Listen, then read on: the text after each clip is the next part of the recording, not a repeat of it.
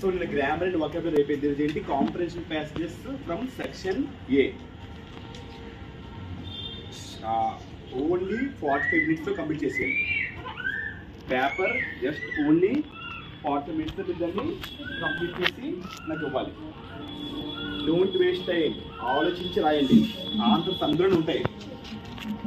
నాకు పర్ఫెక్ట్గా రాస్తాను, మార్కులు వేస్తాను. ఓకేనా? Tomorrow is your final exam. అదొకటే మీరు మైండ్లో ఉండాలి. Be careful.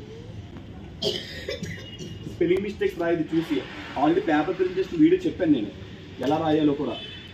ఓకేనా?